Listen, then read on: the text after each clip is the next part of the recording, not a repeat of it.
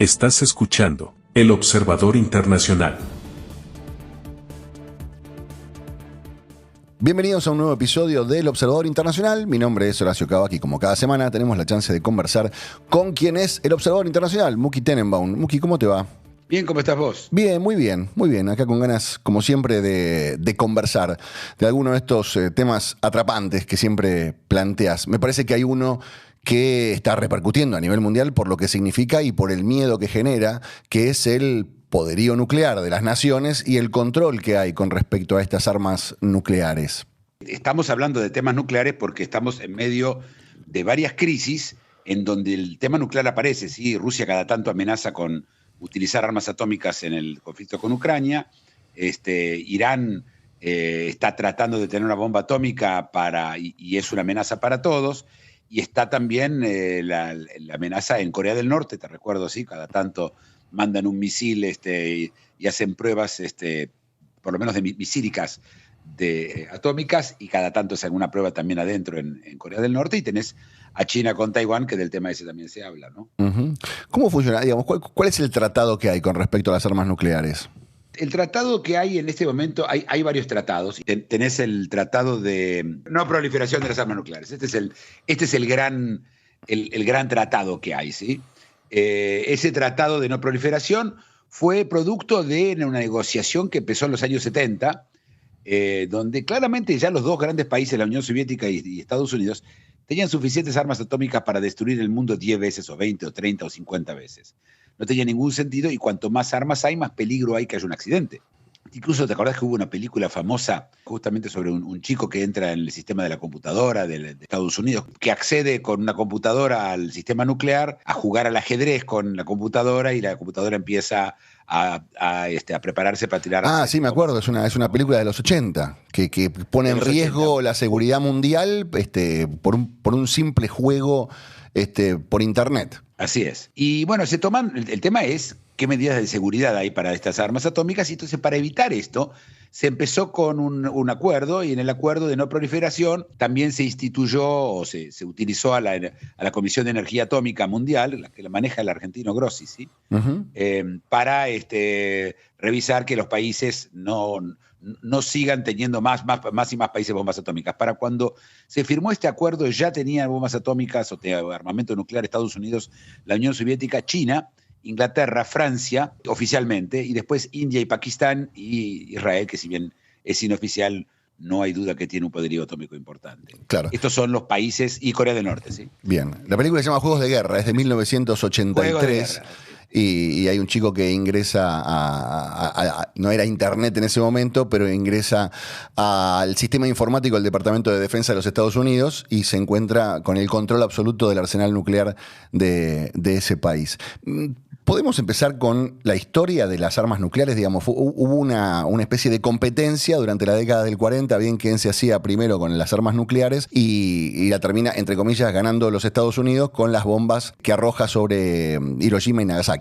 Mira, el concepto de arma atómica lo hace el famoso escritor de ciencia ficción H.G. Wells. Uh-huh. Hizo también La Guerra de los Mundos. Y en ese él habla de the A-bomb, la bomba sí. atómica, que era tomando en cuenta lo que ya se sabía sobre el poderío teórico que se podía hacer si uno pudiera utilizar una bomba de fisión. Y voy a explicar después cómo funciona una bomba atómica, porque uh-huh. es interesante también.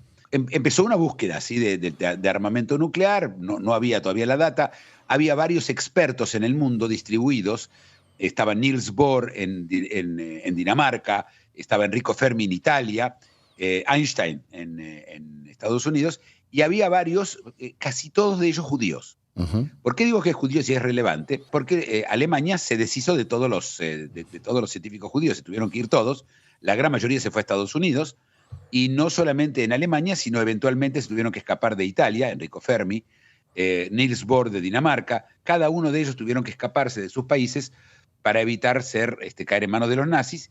Y la bomba atómica nazi, que lo hubiera sido muy fácil hacer, o mucho más fácil hacer, si no hubiera tenido los científicos judíos, se hizo imposible. Se quedó solo con uno o dos famosos, no quiero tirar nombres, pero uno famoso que es Heisenberg, uh-huh. que también después es conocido por otros motivos. Pero no pudieron hacerla, y se sabía de que la Alemania estaba buscando hacer una bomba atómica. Déjame explicarte qué es una bomba atómica. cómo funciona, porque es interesante. Básicamente, si vos tenés suficiente cantidad de uranio, y no quiero explicar la parte física porque es demasiado detallado, pero si vos tenés una cantidad suficiente de uranio junta, de un uranio, lo que se llama uranio enriquecido, es tan inestable que eventualmente causa lo que se llama una bomba de fisión, es decir, se empiezan a cortarse, a romperse los átomos, y eso despliega una cantidad de fuerza que conocemos hoy con los reactores nucleares, que toda la electricidad de Francia está hecha con esos reactores, ¿sí? Con ese método, el tema era buscar cómo podían hacer para poder manejar esto de tal forma que sea controlable, ¿sí? Y la historia era cómo controlarlo. Y los americanos le encontraron la vuelta, hicieron los Álamos, se reunieron científicos en un lugar secreto, se armó y crearon la bomba atómica, que era para parar a Hitler, ¿sí? Claro. Lo que pasa es que la bomba atómica, cuando ya llegó para hacerse, Hitler se había rendido y quedaba solamente Japón en la guerra. Claro. Y entonces Estados Unidos decidió utilizar la bomba atómica en Hiroshima y luego en Nagasaki, las únicas dos bombas atómicas que alguna vez se tiraron sobre poblaciones civiles o militares, y los japoneses, que no se iban a rendir bajo ningún concepto, se dieron cuenta que tenían que rendirse, el emperador aceptó rendirse, cosa que no se esperaba, y se evitó 1 millón de personas que mueran, soldados americanos o incluso gente local. La idea era tirar la bomba atómica para evitar más asesinatos. Ese era el concepto de Truman, eso es en esa época. Mientras tanto había espías en los Álamos, espías rusos, comunistas, y el más famoso es Fuchs. Y bueno, y entonces Stalin recibió la información y pudo armar una bomba atómica poco tiempo después, terminada la Segunda Guerra Mundial. En el 48 ya tenía una bomba atómica. Claro. Después Estados Unidos siguió y creó la bomba de hidrógeno, que es una bomba que funciona al revés de la bomba atómica, 100 veces mayor, y ya cuando hablas de bombas de hidrógeno estás hablando ya de inviernos nucleares, estás hablando del fin del mundo, ¿sí? Y bueno, después la tuvo también Rusia, después la tuvo China, y ahí estamos. Esa es la historia. Esta es interesante porque estaba leyendo, digamos, en este momento, por ejemplo, Estados Unidos, ¿cuántas armas nucleares, atómicas, como quieras describirla, tienen? Varios miles, pero no es muy importante, como te repito, porque si vos con 3 o 4 o 5 básicamente destruís toda la infraestructura en el mundo, tener 2.000, tener 500... Claro. Con tirar 3 ya alcanzó, ya barrió todo lo que había que barrer. Y no sé si 3, pero 5 de hidrógeno. Claro. 5 de hidrógeno. Sí, creas un invierno nuclear, es decir, lo que pasa es que la bomba atómica crea una situación en la cual todo el polvo que estas bombas levantan empiezan a tapar el sol y no llega el sol y bueno, se crea lo que se llama un invierno nuclear, un desastre mundial, básicamente la destrucción de la vida sobre la Tierra. Va a ser marginal lo que va a quedar. Claro. ¿Y por qué no se volvió a arrojar una bomba atómica? ¿Hubo algún tipo de código expreso o es solo una intención, es una buena voluntad de las potencias? Bueno, la mejor definición es la definición de Kissinger, que habló en siglas americanas en inglés, MAD, Mutual Assured Destruction, la destrucción segura mutua. Es decir, vos me tirás, yo te tiro y ¿qué ganamos? Los dos quedamos destruidos.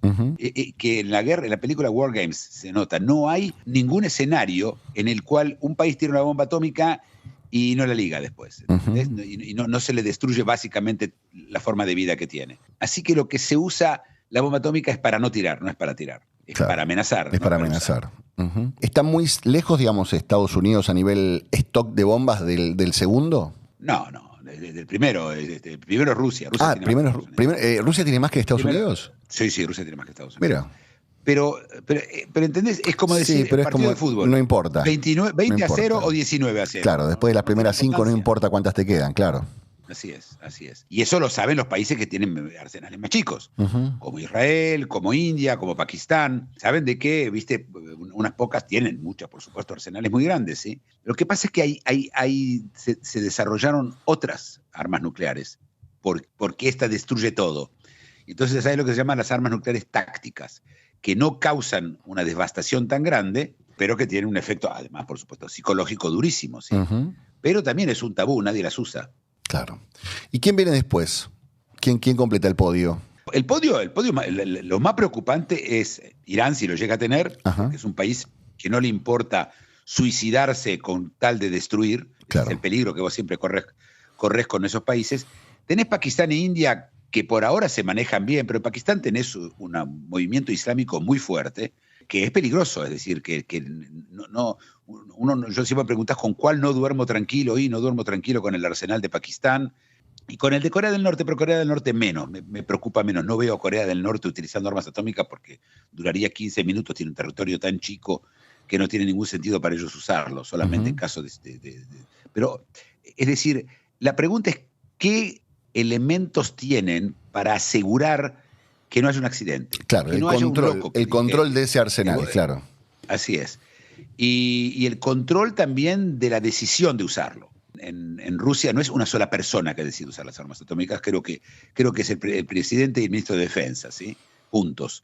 Pero creo que también hay generales en el camino. Vos cuando das una orden no es que vos apretás un botón, la fantasía del botón rojo, que vos apretás un botón y sale una bomba, ¿sí? Claro. O esa fantasía de las dos llaves que se pone uno, pone otro en un maletín y ahí recién se activa el botón rojo. Sí, lo de las llaves y los de los submarinos, tenés todo el tema. Porque hay muchos lugares desde donde se pueden lanzar el armamento atómico. Pero, y esto es muy importante porque antes salía directamente de los hilos, de un agujero en la Tierra, ¿sí?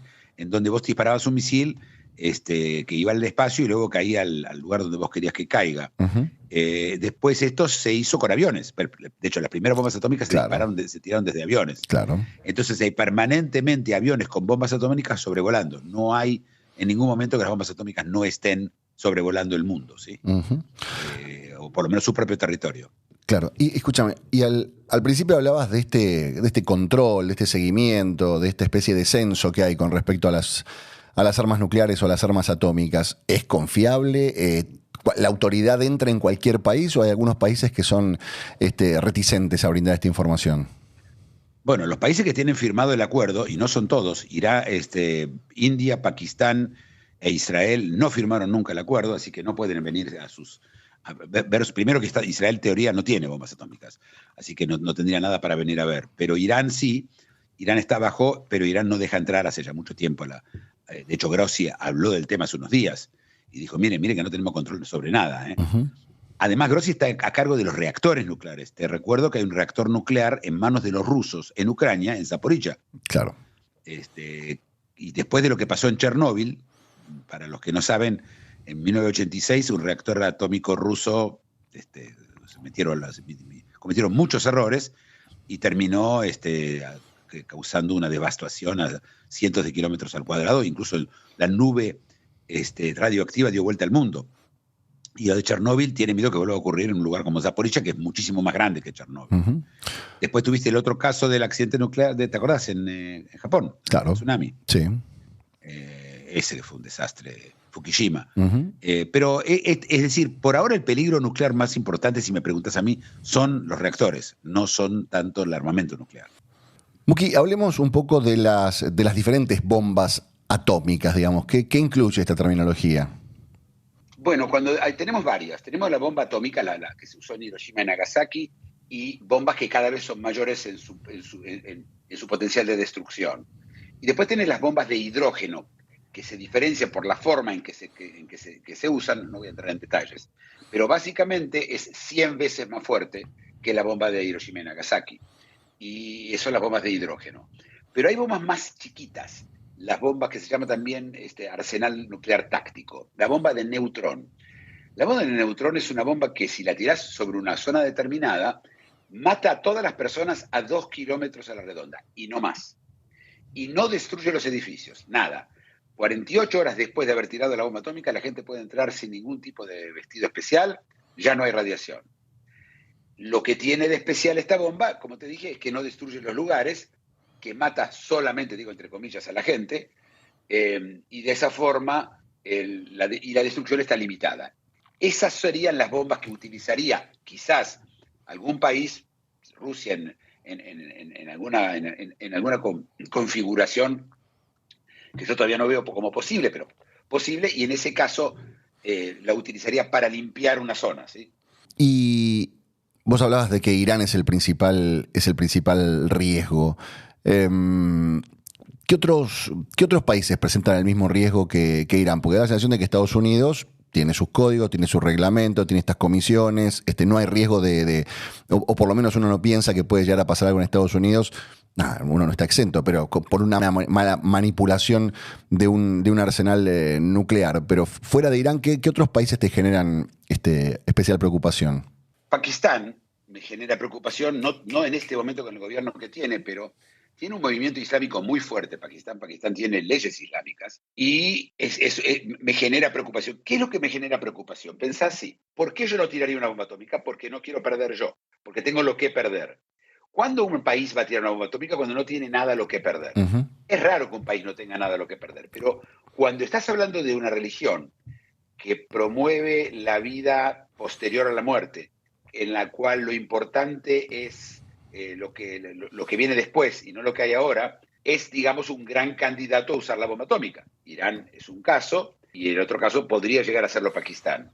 En el caso de Irán lo vemos, es decir, la filosofía de ellos es toda persona que muere en una guerra es un mártir, y si es un hombre recibirá 72 vírgenes, y entre tantas cosas que se dicen. No necesariamente ese es el camino, pero cuando la vida de acá tiene poco valor y la vida de después tiene más valor, es ahí donde yo estaría preocupado, ¿sí? Cuando no tienen lo que perder, pero no tienen lo que perder en serio, tienen lo que ganar casi, yo te diría. Claro. Claro. Y en el caso de China, porque siempre me planteas que acá la guerra importante es entre Estados Unidos y China. Hasta ahora hablamos de un montón de países, pero de China mucho no hablamos con respecto a esta carrera nuclear. China está creciendo muchísimo en el armamento nuclear, de hecho Estados Unidos está preocupada por eso, pero vuelvo a decir, ya China tiene suficiente como para destruir el mundo entero, ¿sí? No hace falta que siga teniendo más armas nucleares, se convirtió en un tema de prestigio también. No está claro por qué se siguen gastando sumas ingentes en modernizar. Yo te doy un ejemplo. En Estados Unidos, en los últimos 35 años, tuvo el mismo método para digamos, la detonación de armas nucleares. Esto se cambia ahora, cuestan sumas inmensas de dinero el cambiarlo. Y yo pregunté y me averigüé, ¿por qué cambian? Si el otro funcionaba, no es que lo que cambian, estamos hablando de detonar una bomba, ¿sí? Entonces la respuesta fue porque el otro método podía llevar a accidentes. Es decir, la meta hoy de mejorar el arsenal nuclear es evitar errores de seguridad. Y esto es por lo menos lo que dicen. Las sumas que se gastan, te digo, son realmente, es el presupuesto de países enteros lo que gasta Estados Unidos o China en sus armamentos nucleares. Y no tiene sentido. Es decir, si dicen de que tienen miedo a accidentes, no hubo accidentes. Todavía los únicos accidentes que hubieron, nunca hubo una detonación. Hubo un avión que se cayó en el año 63 cerca de España, un avión con armas nucleares adentro que no estaban activadas. Se hundieron 2 o 3 submarinos nucleares con armas nucleares, pero tampoco estaban activadas. Es decir, no me está claro por qué se gasta tanto, y creo que es un tema de prestigio. Creo que además la gente que lo decide es mucho más fácil decir, bueno, ¿sabes qué? Vamos a renovar nuestro arsenal nuclear, que dedicarse a ver qué necesita un país, qué existe portaaviones y los drones. Recordemos que está la inteligencia artificial que viene caminando en esta historia y a la cual también se le tiene miedo con este tema, ¿sí? Sí, claro. Muki, y con respecto a los tratados, estos códigos que hay entre diversos países, ¿qué reglamentan? ¿Qué restringen? ¿En qué se pusieron de acuerdo las principales potencias? Se restringe la cantidad de armas nucleares que se hacen, los ensayos nucleares están prohibidos, y Rusia cada tanto se va de estos acuerdos, enojada, pero no tiene mucha... A ver, el acuerdo sirve para evitar que se sigan proliferando. Pero vuelvo a repetirte, yo sigo sin entender la importancia de eso. En un momento se empezaron a reducir. Los americanos, después de la caída del muro de Berlín y la Unión Soviética se convierte en Rusia, llegan a un acuerdo y se sacan todas las bombas atómicas de Ucrania y de Bielorrusia, para evitar de que estos países tengan armas nucleares. Y fueron los americanos para ver cómo se desarman, etcétera. Hubo varias películas después sobre gente que se robaba o que se vendían armas nucleares en el mercado negro, cosa que realmente no pasa. No pueden andar con un maletín con una bomba atómica, ¿sí? Eso no es, es realmente de ciencia ficción. Claro, claro. Recién hacías referencia nuevamente a la inteligencia artificial. ¿La inteligencia artificial en qué impacta en esta carrera armamentística? Yo supongo que en muchas cosas, primero, en evitar errores, ¿sí? La inteligencia artificial no tiene emociones, ¿sí? No le importa si... No toma decisiones basadas en la emoción, sino en determinados factores y reglas que se toman. Me imagino que eso va a dar un poco más de seguridad y eventualmente más eficiencia. Yo creo que la inteligencia artificial en algún momento va a decir, mire muchachos, ¿qué tenemos toda esta bomba? No tiene ningún sentido, desarmémoslas, lo cual no es un tema menor, porque desarmar una bomba ¿qué haces con el uranio? Claro. Lo tenés que meter en un lugar, es complicadísimo, es muy, poluciona todo, es un desastre. Así que también hay un problema con eso, y se sigue produciendo. ¿Sí? El uranio en este momento, hay 5 o 6 países que tienen uranio, creo que lo hablamos en su momento, pero tenemos el caso común es Níger, un país en África que es básicamente un lugar terrible, donde la gente, no sé, se muere a los 25 años, un desastre, un país desastroso que tiene grandes depósitos de uranio y que en su momento se pensó que Saddam Hussein lo traía de ahí, después se habló de que Irán lo tiene, Rusia tiene acceso a Níger. Hay todo el tema del uranio, pero vuelvo a repetirte, si es para los países que hoy tienen bombas atómicas, es irrelevante. Y para los que no tienen, ¿quién está cerca de tenerla? Irán es el único país en este momento que está cerca de tenerla. Los demás, ninguno de ellos. Así que es más, yo te diría, para distraer, hablemos de las bombas atómicas, que hablemos de la amenaza de una guerra convencional, que son las guerras que se viven, ¿sí? Claro, claro.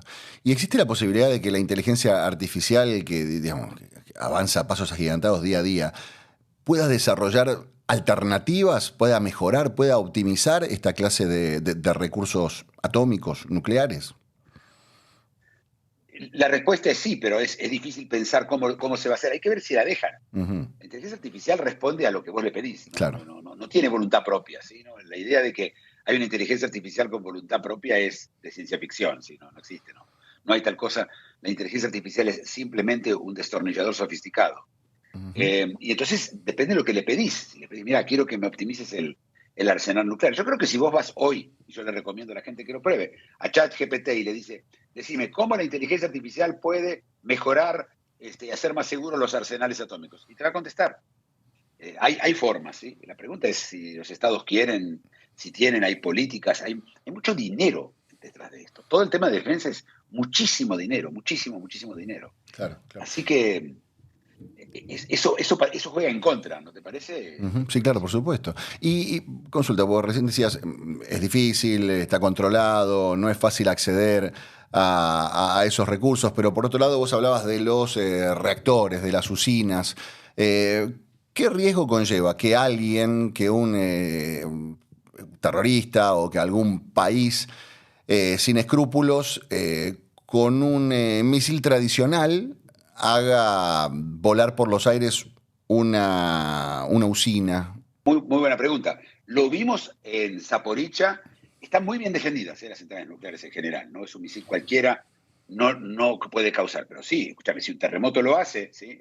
Simplemente un tsunami lo puede hacer, imagínate un trabajo concertado para hacerlo. Y no solo eso, vos podrías utilizar un ciberataque sobre una central nuclear y hacerla, lo que se llama, entrar en caliente y empezar no sé si a explotar, pero sí a implosionar, ¿sí? Uh-huh. Y a crear un desastre ambiental. Claro que sí. El peligro está por el lado del ciberataque, yo te diría, más que por misiles. El último ataque de misiles de Irán contra Israel, que pasó hace 2 semanas, estamos en este momento en mediados de octubre, ¿no? De 2024. Y tiraron misiles y se sabe, o por lo menos se dice, que dispararon contra la central nuclear que tiene Israel en el sur de Israel, en Dimona, que está muy defendida. Sí, la verdad que sí. Si ellos pueden crear un desastre nuclear, lo van a hacer. Claro que sí. Claro. Así que es un peligro. Sí, yo te diría que es el peligro mayor de todo. Mira, vos recién planteabas que mientras estamos hablando de esta cuestión de la carrera nuclear, armamentística y la cantidad de ojivas que tienen, la preocupación pasa casi por la guerra tradicional de hace cientos de años, ¿no? El combate cuerpo a cuerpo, los ataques terroristas, un cuchillo, una ametralladora, una bala. En el mientras tanto, las grandes potencias, ¿en qué están pensando con respecto al arsenal nuclear? Mira, lo primero que ellos tienen interés es que no se difunda. Uh-huh. Rusia le podía haber dado arsenal nuclear a Irán mañana. Lo hizo con Belarus, de hecho a su socio y vecino le pasó armas atómicas propias. Uh-huh. Pero nadie se lo va a dar a un país que mañana se te da vuelta y las dirige contra vos. ¿Sí? Esto no es un chiste. Sí, Corea del Norte no recibió ayuda de China para hacer la bomba atómica. Irán, de hecho, Corea del Norte estuvo ayudando para tratar de hacer un reactor atómico y una bomba atómica a Siria. Uh-huh. De hecho, Israel lo descubrió y destruyó el reactor. hay países que sí proliferan, ¿sí? Pero Corea del Norte también está yo digamos que es el peligro más grande de Corea del Norte, en llevar a proliferar. Pero las grandes potencias ninguna. No tienen ningún interés darle ese poderío a nadie. Ujú. Y así yo creo que en ese sentido estamos bastante seguros. Pero vos tenés países como Irán que consiguió todo el material después de muchos años, después de mucho hacking. Israel les hackeó muchas veces el sistema y tuvieron que volver a cero. Pero Irán está, según Grossi mismo, está a semanas de una bomba atómica, de una arma nuclear, de 3 armas nucleares. Bien. Tienen ya el uranio. Sí, claro, claro.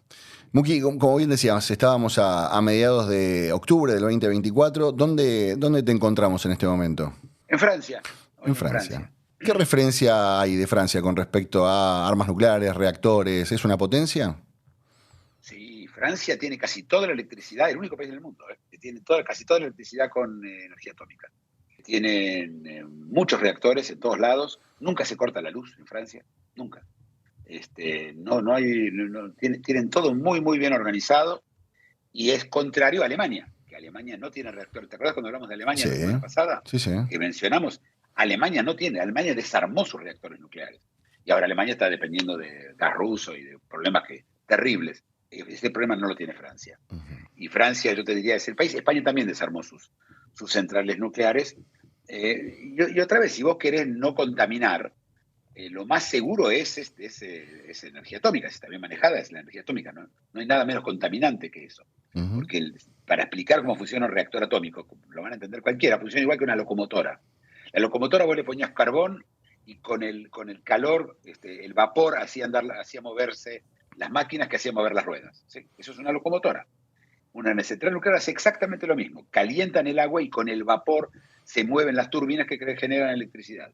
Eso es todo lo que es un reactor atómico. No hay más que eso. Bien. Lo único que tenés que mantener el uranio permanentemente limitado, porque si se queda sin agua, explota o digamos entra en reacción nuclear, y entonces lo tienen sumergido en agua. Por eso en general los reactores atómicos están cerca de un río o de un mar. Claro, claro.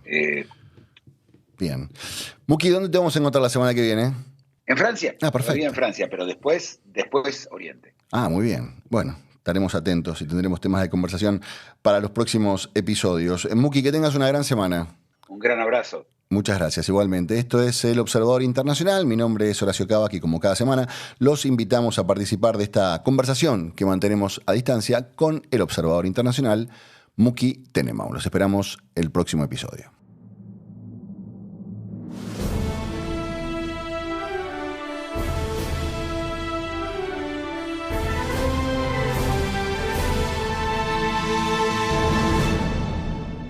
El Observador Internacional.